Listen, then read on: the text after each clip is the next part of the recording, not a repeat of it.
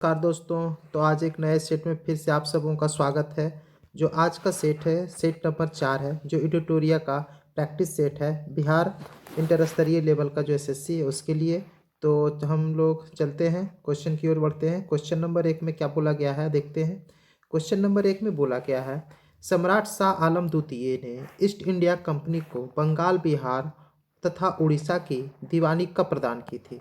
East India company को कब प्रदान किया गया था शाह आलम द्वितीय। तो शाह आलम द्वितीय जो कब प्रदान किया, 1764 में जब बक्सर का युद्ध हुआ था।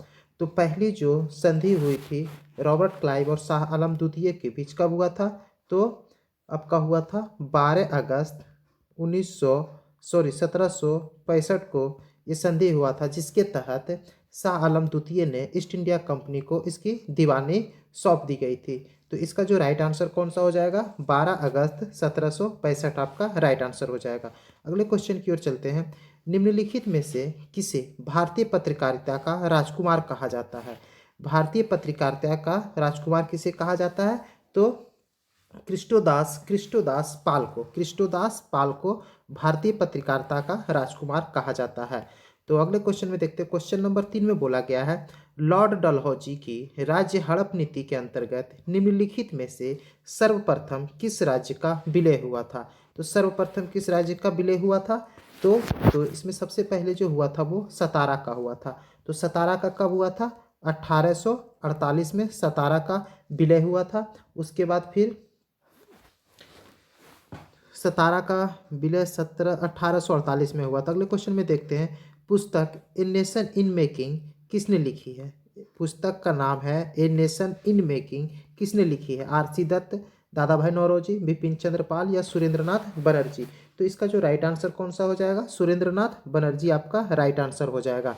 अगले क्वेश्चन में देखते हैं। क्वेश्चन नंबर 5 में पूछा गया है, किस आंदोलन में से पूर्व गांधी जी ने कहा था मैंने रोटी मांगी थी बदले में मुझे पत्थर मिला था। किसने कहा था, गांधी जी ने क्या कहा था, मैंने रोटी मांगी थी बदले में मुझे पत्थर मिला था। तो किस आंदोलन में कहा गया था। तो सविनय अवज्ञा आंदोलन में कहा गया था। गांधी जी के 11 सूत्री मांग को वायसराय इरविन द्वारा नजरअंदाज जब कर दिया गया, तो जिसके कारण सविनय अवज्ञा आंदोलन के पूर्व दिया गया था। तो महात्मा गांधी जो 12 मार्च 1930 को अपना प्रति मार्च शुरू किया था, और सविनय अवज्ञा आंदोलन ये आपका हो जाएगा सविनय अवज्ञा आंदोलन, ऑप्शन नंबर सी हो जाएगा। जिया तरंग आंदोलन का प्रारंभ कहाँ हुआ था। जिया तरंग आंदोलन का जो प्रारंभ हुआ था वो कहाँ हुआ था। तो ये आपका मणिपुर में हुआ था, मणिपुर में हुआ था।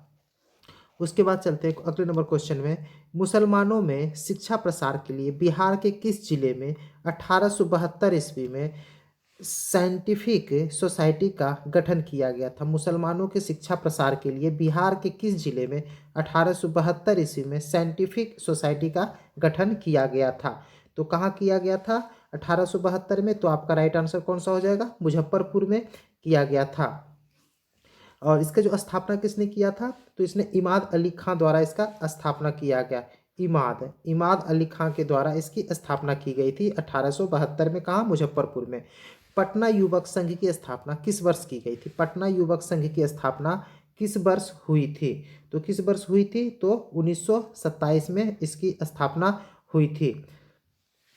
अगले अगले क्वेश्चन पे चलते हैं। 9वां नंबर में, हुमायूं द्वारा लड़े गए निम्नलिखित युद्धों में सबसे बाद में कौन सा युद्ध लड़ा गया था। तो सबसे बाद में कौन सा युद्ध हुमायूं के द्वारा लड़ा गया था। तो सबसे पहला कौन था, तो देवरा का युद्ध था 1531 में, चौसा का 1539 में, बिलग्राम कन्नौज का युद्ध 1540 में, तो सरहिंद का युद्ध 1575 में 1555 में हुआ। तो सबसे लास्ट में कौन सा हुआ था, 1555 में सरहिंद का युद्ध हुआ। तो ऑप्शन नंबर डी आपका राइट आंसर हो जाएगा। 10 की ओर बढ़ते हैं। 10 में बोला गया है कि आदि ग्रंथ अथवा गुरु ग्रंथ साहिब का संकलन निम्नलिखित में से किसने किया था। तो किसने किया था, इसका संकलन जो किया था किन्होंने किया था, तो गुरु अर्जुन देव ने किया था। गुरु अर्जुन देव ने किया था। ऑप्शन नंबर डी आपका राइट आंसर हो जाएगा। उसके बाद 11 नंबर में चलते हैं। 11 नंबर में पूछता है कि निम्नलिखित में से किस हड़प्पाई स्थल से एक उन्नत जल प्रबंधन का साक्ष्य प्राप्त हुआ है? किस हड़प्पाई स्थल से एक उन्नत जल प्रबंधन का साक्ष्य प्राप्त हुआ है? तो इसका जो राइट आंसर क्या हो जाएगा देखते हैं, आलमगीरपुर, धौलावीरा, कालीबंगा या फिर लोथल। तो इसका जो राइट आंसर कौन सा हो जाएगा आपका, धौलावीरा आपका राइट आंसर हो जाएगा। फिर अगले क्वेश्चन नंबर 12 में पूछा गया है, निम्नलिखित में से किसने समुद्रगुप्त को भारत का नेपोलियन कहा था? किसने कहा था समुद्रगुप्त को भारत का नेपोलियन किसने कहा था? तो Harisena, James Prinsep, Vincent Smith या विलियम जोन्स। तो किसने कहा था इसे? तो विंसेंट स्मिथ ने कहा था। किसको? समुद्रगुप्त को भारत का नेपोलियन विंसेंट स्मिथ ने कहा था। तो अगले क्वेश्चन की ओर चलते हैं। अगला क्वेश्चन नंबर 13 में पूछा गया है, निम्नलिखित कथनों में से कौन सा कथन असत्य है? कौन सा कथन इसमें गलत की बात की जा रही है? तो बोलता है बौद्ध धर्म में आत्मा की मान्यता नहीं है। एकदम ये सही बोला गया कि आत्मा में इसकी मान्यता नहीं है। बौद्ध धर्म में पुनर्जन्म की मान्यता है जी, इसमें ये भी सही है आपका। पुनर्जन्म मान्यता रखता है बौद्ध धर्म। बौद्ध धर्म में संघ में प्रस्ताव के पाठ को अनुशासन कहा जाता है, तो ये भी सही है। तो बौद्ध धर्म में संघ की सदस्यता राजा के सेवक, चोर, दास एवं रोगी व्यक्तियों को भी प्रदान की जाती है। जी नहीं, रोगी व्यक्तियों को प्रदान नहीं की जाती है।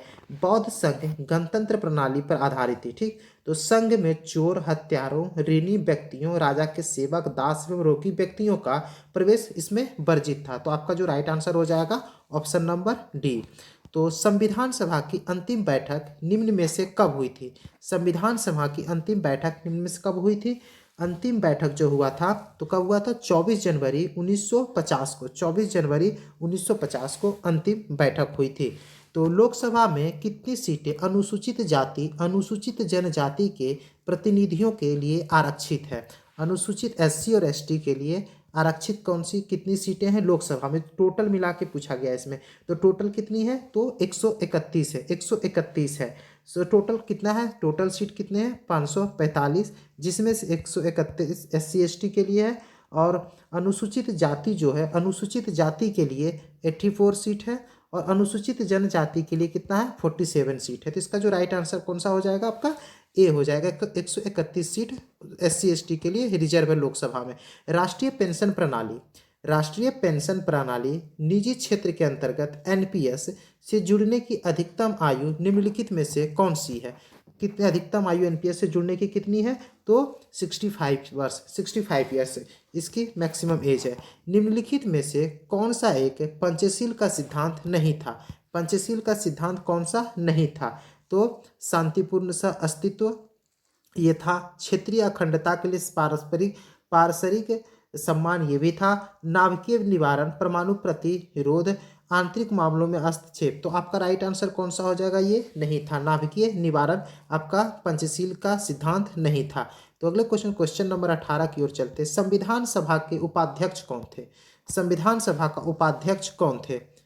तो K M Munshi, doctor H C Mukherjee, Alladi Krishnaswami Ayyar, Sachchidananda Sinha. तो इसका जो राइट आंसर कौन था? संविधान सभा के उपाध्यक्ष जो थे डॉक्टर एच सी मुखर्जी थे। डॉक्टर एच सी मुखर्जी थे। संविधान सभा का अध्यक्ष कौन थे? तो डॉक्टर राजेंद्र प्रसाद थे। संविधान सभा के उपाध्यक्ष कौन थे? तो एच सी मुखर्जी थे। संविधान सभा को अस्थायी अध्यक्ष कौन थे? सच्चिदानंद सिन्हा थे। तो इसका right answer option number B आपका राइट आंसर हो जाएगा। फिर अगले क्वेश्चन नंबर 19 की ओर बढ़ते हैं।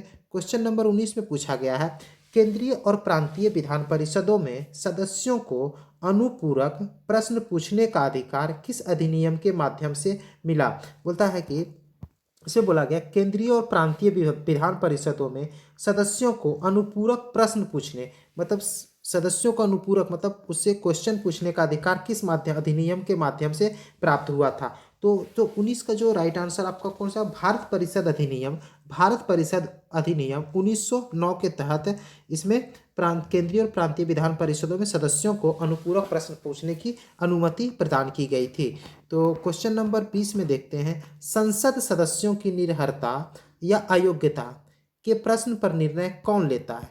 अयोग्यता का जो निर्णय लिया जाता है संसद सदस्यों का, वो कौन लेता है? सर्वोच्च न्यायालय, उच्च न्यायालय, सर्वोच्च न्यायालय के परामर्श से राष्ट्रपति, भारतीय निर्वाचन आयोग के परामर्श से राष्ट्रपति। तो इसका जो राइट आंसर कौन सा हो जाएगा? सर्वोच्च न्यायालय के परामर्श से राष्ट्रपति।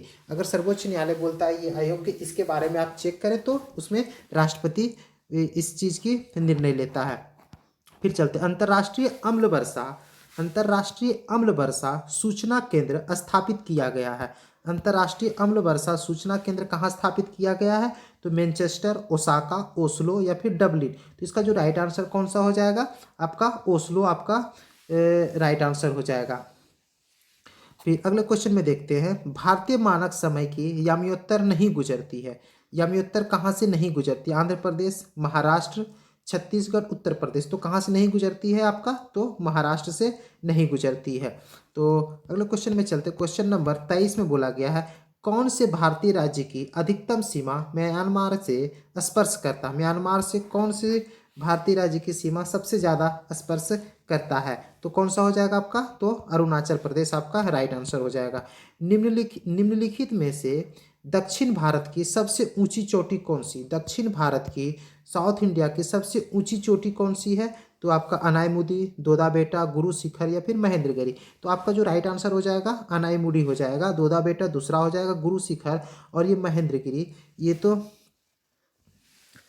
और अनाईमुदी कहाँ है? तो केरल में स्थित है, जिसकी ऊंचाई 2695 मीटर है। ठीक ना। उसके बाद चलते, उसके बाद क्वेश्चन नंबर 25 में पूछा गया है, मंदाकिनी नदी किस जल प्रवाह अथवा मुख्य नदी से संबंधित है? मंदाकिनी नदी किस जल प्रवाह अथवा मुख्य नदी से संबंधित है? अलकनंदा, भागीरथी, यमुना, धौली गंगा। तो आपका जो राइट आंसर इसमें कौन सा हो जाएगा? अलकनंदा आपका राइट आंसर हो जाएगा। निम्नलिखित में से कौन सा जलप्रपात नर्मदा नदी पर नहीं है? नर्मदा नदी पर नहीं की बात की गई है। तो कपिल धारा नर्मदा पे है, दुग्ध धारा भी नर्मदा पे है और भेड़ा घाट भी नर्मदा पे है, लेकिन भालकुंड जो है आपका नर्मदा नदी पर नहीं है। तो ये किस नदी पे है? तो भालकुंड जलप्रपात आपका बीना नदी पे है। बीना नदी पे ये अवस्थित है।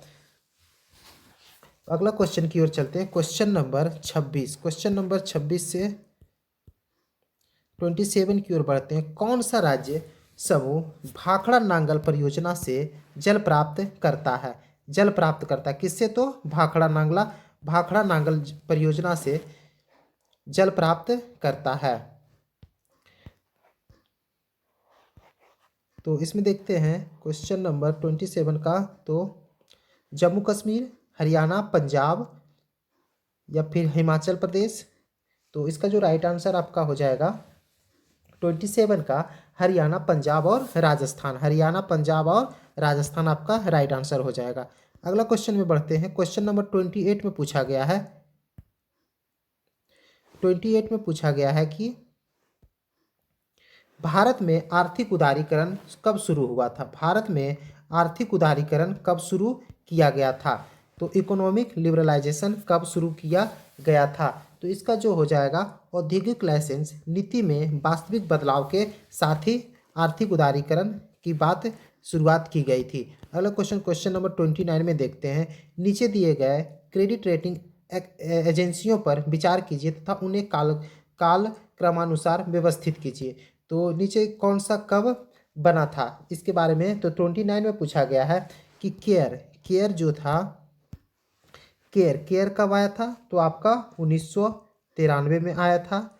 ठीक। उसके ICRA जो आया था, ICRA 1991 में आया था और क्रिसिल जो आया था 1987 में आया था। तो देखते हैं, तो इसमें सबसे पहले कौन आया था? तो सबसे पहले 3 हुआ था, पहले 3, तो ये और ये नहीं होगा 3। उसके बाद कौन हुआ? 2 आया था, उसके बाद 1 आया। तो ऑप्शन नंबर आपका ए राइट आंसर हो जाएगा। निम्नलिखित युग्मों में से कौन सा सही सुमेलित नहीं है? कौन सा सही सुमेलित नहीं की बात है? गोस्वामी समिति, जानकी रमन समिति, मल्होत्रा समिति, तारापोर समिति। तो इसमें कौन सही नहीं की बात की गई है? तारा समिति बैंकों में ग्राहक सेवा से संबंधित था। तारापोरा समिति ये आपका सही नहीं, बैंकों में ग्राहक सेवा से संबंधित नहीं है। पूंजीगत खाते में रुपये की परिवर्तनीयता पर सलाह हेतु गठित की गई। किसमें? पूंजीगत खाता पे बात किया गया था इसमें। बाकी सब सही है। भारत में तृतीय क्षेत्र में सम्मिलित नहीं है। तृतीय क्षेत्र में कौन सम्मिलित नहीं है? तो देखते हैं इसमें व्यापार एवं परिवहन है, परिवर्तन एवं संचार, बैंकिंग, बीमा, ये भी है। लेकिन वानिकी और मत्स्यिकी जो है, वानिकी एवं मत्स्यिकी आपका इसमें टर्सरी सेक्टर में नहीं आता है। उसके बाद भारत सरकार की राजकोषीय नीति का निम्न में से कौन एक उद्देश्य नहीं है? भारत सरकार की राजकोषीय नीति निम्न में से कौन एक उद्देश्य नहीं है? अंतर्राज्यीय व्यापार का नियमन, कौन सा? पूर्ण रोजगार है, मूल्य स्थिरता भी है, धन तथा आय का न्याय योजित वितरण भी है। लेकिन अंतर्राज्यीय व्यापार का नियमन नहीं करता है। तो उसके बाद चलते हैं 32 के बाद 33 की ओर बढ़ते हैं। 33 में पूछा गया, भारत में खाद्य प्रबंधन का निम्न में से कौन सा एक उद्देश्य नहीं है? खाद्य प्रबंधन का कौन सा एक उद्देश्य नहीं है? तो इसका जो देखते हैं, खाद्यान्नों का वितरण ये है, खाद्यान्नों की एक खरीद भी है, खाद्यान्नों के बफर स्टॉक का रख रखाव, खाद्यान्नों का निर्यात। तो इसमें जो राइट आंसर आपका कौन सा हो जाएगा? ऑप्शन नंबर सी आपका राइट आंसर हो जाएगा। भारत में औद्योगिक क्षेत्र की उपलब्धि को मापने के लिए निम्न में से कौन सी संस्था औद्योगिक उत्पादन के सूचकांक को जारी करती है? तो कौन कौन जारी करता है? तो इसका जो राइट आंसर कौन सा हो जाएगा? केंद्रीय सांख्यिकी कार्यालय, CSO। कौन करता है? CSO। ऑप्शन नंबर सी आपका राइट आंसर हो जाएगा। तो भारत के बजट में किस वर्ष वस्तु लेन देन कर CTT प्रस्तुत किया गया था? CTT किस वर्ष प्रस्तुत किया गया था? तो कब किया गया था? तो आपका 2013-14 में किया। 2013-14 में। CTT का फुल फॉर्म क्या होता है?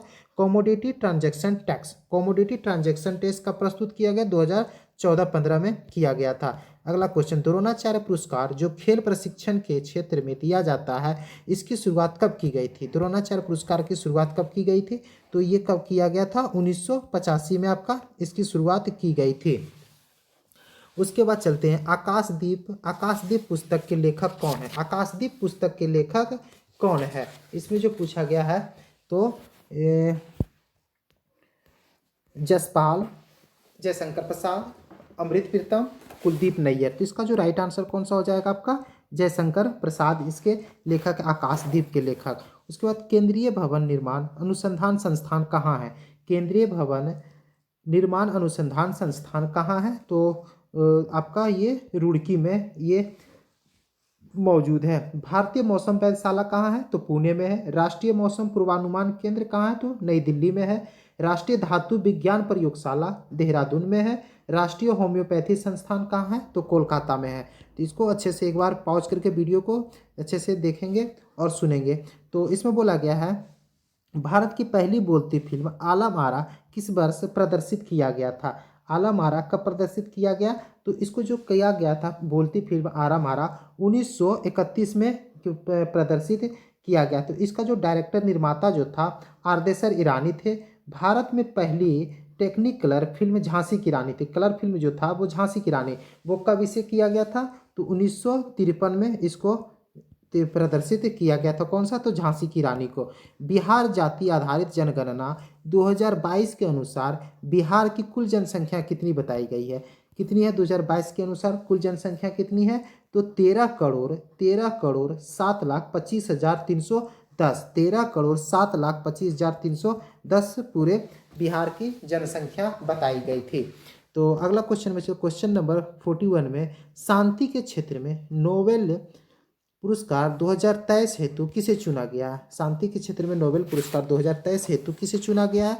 Narges Mohammadi, Ahmed Ali, Louis Peter, Alexei Ekimov. तो इसका जो राइट आंसर कौन सा हो जाएगा? नरगिस मोहम्मदी। नरगिस मोहम्मदी इसको शांति के क्षेत्र में नोबेल पुरस्कार दिया गया था।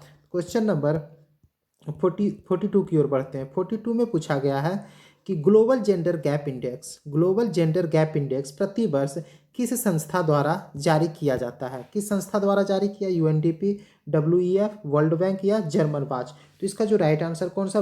वर्ल्ड इकोनॉमिक फोरम के द्वारा जारी किया जाता है। 2023 में सूची में भारत का स्थान कितना रहा? 127वां, जबकि पहले स्थान पे आयरलैंड और सबसे लास्ट में कौन था? तो अफगानिस्तान। तो भारत की रैंकिंग इसमें कितनी थी? तो 127वां।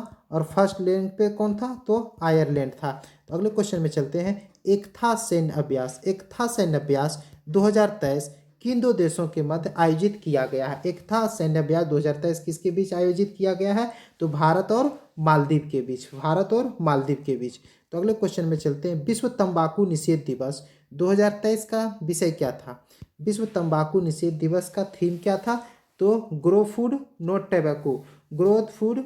तो इसका जो मनाया जाता है 31 मई को, तंबाकू निषेध दिवस 31 मई को मनाया जाता है। इसका जो थीम है ग्रो फूड नॉट टैबैको, तंबाकू को ये हो गया, थीम हो गया। तो अगले क्वेश्चन में चलते हैं। अर्जुन पुरस्कार 2023 से सम्मानित साक्षी कुमारी का संबंध किस खेल से है? साक्षी कुमारी का संबंध किस खेल से है? तो इसका खेल जो है आपका कबड्डी हो जाएगा। उसके 19वां G20 सम्मेलन का आयोजन कहाँ किया जाएगा? 19वां G20 का सम्मेलन कहाँ किया जाएगा? तो ये किया जाएगा ब्राज़ील में किया जाएगा, जो 2023 में ही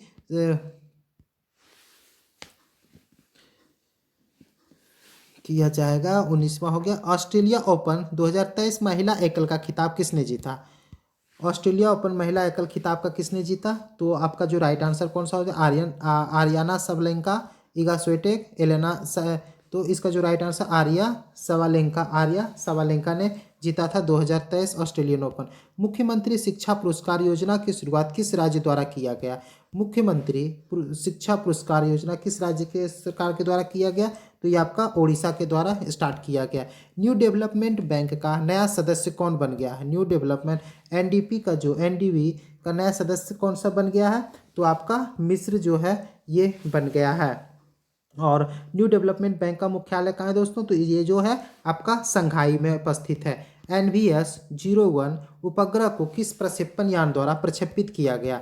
NVS-01 किसके द्वारा किया गया? तो GSLV F12 कहाँ है इसमें? GSLV F12 से प्रक्षेपित किया गया है। सो अगला क्वेश्चन में देखते हैं। बोरेक्स निम्न में से किस धातु का अयस्क है? बोरेक्स जो है किस धातु का अयस्क है? सोडियम, पोटेशियम, मैग्नीशियम, फिर एल्युमिनियम। तो इसका राइट आंसर हो जाएगा आपका सोडियम, इसका हो जाएगा। तो अगले क्वेश्चन की ओर चलते हैं। क्वेश्चन नंबर 52 में देखते हैं। न्यूट्रॉन, प्रोटॉन, इलेक्ट्रॉन और अल्फा कण समान गतिज ऊर्जा के साथ चल रहे हैं, ठीक। कणों को उनके वेगों में बढ़ते क्रम में विकल्प का चयन करें, मतलब बढ़ते क्रम में इसका चयन करने की बात की जा रही है। तो सबसे तेज, सबसे कम कौन है? और सबसे पहले सबसे कम, उसके बाद सबसे ज़्यादा। तो देखते हैं सबसे कम किसका होता है? तो सबसे कम अल्फा का होता है, ठीक ना, अल्फा। और सबसे ज़्यादा किसका होता है? तो इलेक्ट्रॉन का। तो देखते हैं पहले अल्फा कौन है? तो अल्फा, यहाँ अल्फा हो गया। इलेक्ट्रॉन कहाँ है? तो इसी में। तो ऑप्शन नंबर ए आपका राइट आंसर हो जाएगा। अगला क्वेश्चन, श्यानता का गुण पाया जाता है। श्यानता का गुण किस में अधिक पाया जाता है? केवल द्रव में, केवल गैस में, द्रव और गैस दोनों में, ठोस, द्रव और गैस तीनों में। तो इसका जो राइट आंसर कौन सा हो जाएगा? द्रव एवं गैस दोनों में पाया जाता है। द्रव एवं गैस दोनों में पाया जाता है। उसके बाद लाल रक्त आरबीसी का जीवन काल कितने दिनों का होता है? 2 से 20, 20 से 120, 5 से 10, 20 से 120 घंटा या फिर दिन। तो इसका जो राइट आंसर कौन सा हो जाएगा? 20 से 120 दिन होता है, ना कि घंटा होता है। तो देखते हैं, घंटा भी ऑप्शन में दिया हुआ है, लेकिन ध्यान रखें कि दिन होता है। ऑटो वाहनों में हाइड्रोलिक ब्रेक कार्य करता है। ऑटो जो वाहन होता है, हाइड्रोलिक ब्रेक किस सिद्धांत पे कार्य करता है? तो पास्कल सिद्धांत के अनुसार ये काम करता है। पास्कल सिद्धांत के अनुसार ये काम करता है। तो निम्नलिखित में से कौन एक अदिश राशि है? अदिश राशि कौन है? संवेग, वेग, द्रव्यमान, कोणीय संवेग। तो इसका जो राइट आंसर कौन सा हो जाएगा? अदिश राशि आपका द्रव्यमान। बाकी बात जो है वेग, आवेग, संवेग, वेग, आवेग, संवेग जो है वो आपका सदिश राशि हो जाता है। तो उसके बाद बोलता है, निम्न में से किसके कारण पृथ्वी सूर्य के चारों ओर चक्कर लगाता है? तो पृथ्वी सूर्य के चारों ओर चक्कर किसके कारण? घूर्णन, परिक्रमण, परिभ्रमण या फिर दैनिक गति। तो इसका जो राइट आंसर कौन सा हो जाएगा? तो परिक्रमण आपका राइट आंसर हो जाएगा। 57 के बाद 58 में देखते हैं। मिलान करने की बात की गई है। मिलान करने, जी मार्कोनी ने क्या खोजा था? और उसके बाद जी मार्कोनी ने क्या खोजा था? रेडियो बनाया था। जे एल्बर्ट जो है वो टेलीविजन की खोज की। Alexander Graham Bell telephone, Thomas Alva Edison gramophone. तो 1 2 3 आपका 1 2 3 4 आपका ऑप्शन नंबर ए आपका राइट आंसर हो जाएगा। उसके बाद चलते हैं क्वेश्चन नंबर 59 की ओर। क्वेश्चन नंबर 59 में पूछा गया है, हाइड्रोजन गैस भरा गुब्बारा कैसा काम करता है? सदैव हवा में ऊपर उठता है। उसके बाद हवा में केवल गुब्बारा तभी ऊपर उठता है जब उसका कुल भार विस्थापित वायु के भार से बहुत कम हो जाता है।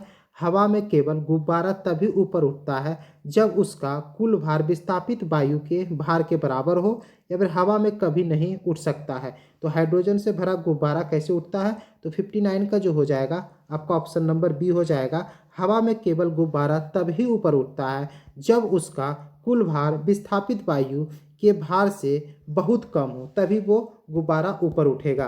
तो उसके बाद चलते हैं 59 के बाद 60 की ओर बढ़ते हैं। 60 में क्या बोला गया है? अवतल दर्पण में प्रतिबिंब किस स्थिति में आभासी एवं सीधा बनेगा? अवतल दर्पण में प्रतिबिंब आभासी एवं सीधा किस स्थिति में बनेगा? जब वस्तु अवतल दर्पण के केंद्र पर हो, जब वस्तु अनंत पर हो, जब वस्तु अवतल दर्पण के केंद्र एवं फोकस के मध्य हो, जब वस्तु अवतल दर्पण के फोकस एवं ध्रुव के मध्य हो। तो 60 का जो राइट आंसर कौन सा हो जाएगा? जब वस्तु अवतल दर्पण के फोकस एवं ध्रुव के मध्य हो तब ही प्रतिबिंब स्थित आभासी एवं सीधा बनेगा। ऑप्शन नंबर डी आपका राइट आंसर हो जाएगा। परिपथ में धारा, परिपथ में धारा की बात की जा रही है। तो देखिए ये जो होता है इसमें जो है समानांतर और श्रेणी क्रम में जुड़ा हुआ है।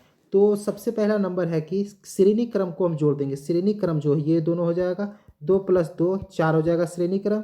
श्रेणी क्रम प्लस सेवांतर 2 हो जाएगा। ठीक, तो इसमें देखेंगे जब समानांतर की बात करेंगे तो 1/r हो जाता है, 1/r1 + 1/r2 करके जोड़ना है। ठीक, उसके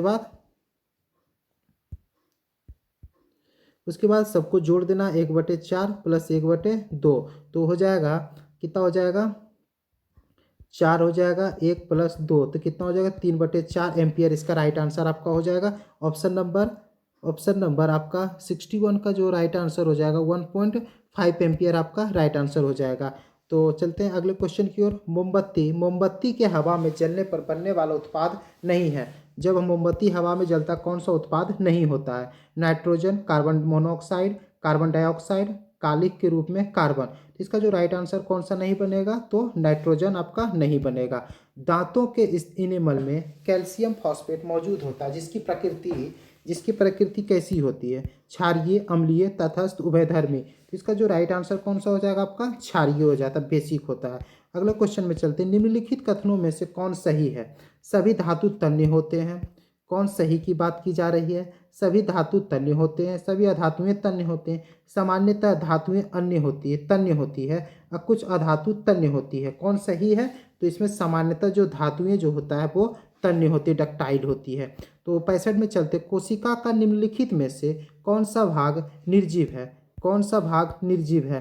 तारक केंद्रक, रिक्तिका, राइबोसोम, माइटोकॉन्ड्रिया। इसका जो राइट आंसर आपका कौन सा हो जाएगा? राइट आंसर आपका रिक्तिका हो जाएगा। 65 का बी आपका ये निर्जीव की जैसा कार्य करता है। निम्नलिखित में से किसे कोशिका द्रव्य का भाग नहीं माना जाता है? कोशिका द्रव्य का भाग नहीं माना जाता है। किसको? तो राइबोसोम, नाभिक, माइटोकॉन्ड्रिया भी, सूक्ष्म नलिका। तो इसका जो राइट आंसर कौन सा हो जाएगा आपका? नाभिक को कोशिका द्रव्य का भाग नहीं माना जाता है। तो अगला क्वेश्चन में चलते हैं। धमनी और शिरा में रक्त का पीएच कितना होता है? धमनी और शिरा में रक्त का पीएच कितना होता है? समान होता है। धमनी में अधिक और शिरा में कम होता है, शिरा में अधिक और धमनी में कम होता है, निश्चित नहीं होता है। तो इसका जो राइट आंसर हो जाएगा शिरा में अधिक और धमनी में कम होता है। शिरा में अधिक होता है और धमनी में कम होता है। तो 67 के बाद 68 की ओर बढ़ते हैं। निम्नलिखित में से कौन सी वास्तविक रूप में मछली है? इसमें पूछा गया कि मछली इसमें कौन सा? स्टारफिश, जेलीफिश, डॉगफिश या समुद्री घोड़ा। तो इसका जो राइट आंसर कौन सा हो जाएगा? तो समुद्री घोड़ा एक वास्तविक रूप में मछली है। बाकी बस ये भ्रम है कि ये मछली है, लेकिन समुद्री घोड़ा एक मछली है। तो अगले क्वेश्चन की ओर चलते हैं। जंपिंग जिन के सिद्धांत का प्रतिपादन किसने किया था? जंपिंग जिन के सिद्धांत का प्रतिपादन किसने किया था? तो बारबरा मैक्लिंटॉफ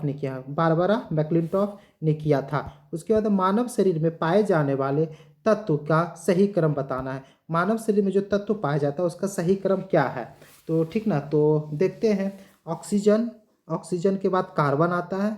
ऑक्सीजन कितना है? 65%, कार्बन 18%, हाइड्रोजन 10%, नाइट्रोजन 3%, कैल्शियम 1.4% और उसके बाद फास्फोरस। तो इसमें देखते हैं तो सबसे ज़्यादा ऑक्सीजन है, तो आपका right answer option number A हो जाएगा। 70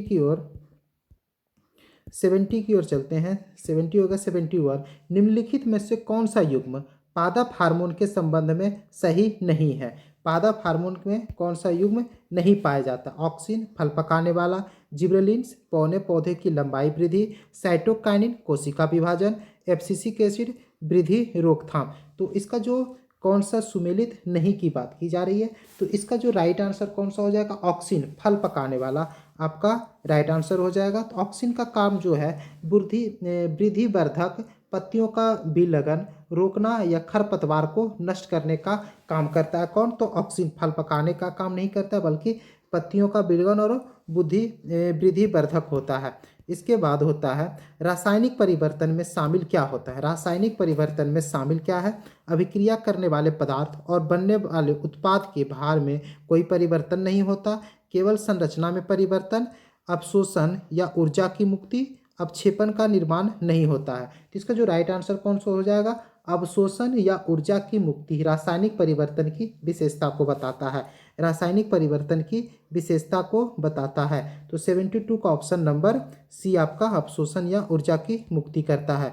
तो 73 की ओर चलते हैं। जंग एक मिश्रण है, किस किस का मिश्रण है जंग? तो 73 Fe2O3 और FeOH3। तो इसका देखते हैं ऑप्शन में ये कहाँ है? Fe2O3 FeOH2। तो आपका right answer option number C हो जाए। स्मॉग, स्मॉग जो होता है, स्मॉग किसका उदाहरण है? स्मॉग किसका उदाहरण है? हवा में बिखरी बर्फ का, हवा में बिखरा पानी का, हवा में बिखरा धुआं का, हवा में बिखरा धुआं और पानी का। तो इसका जो राइट आंसर कौन सा हो जाएगा आपका?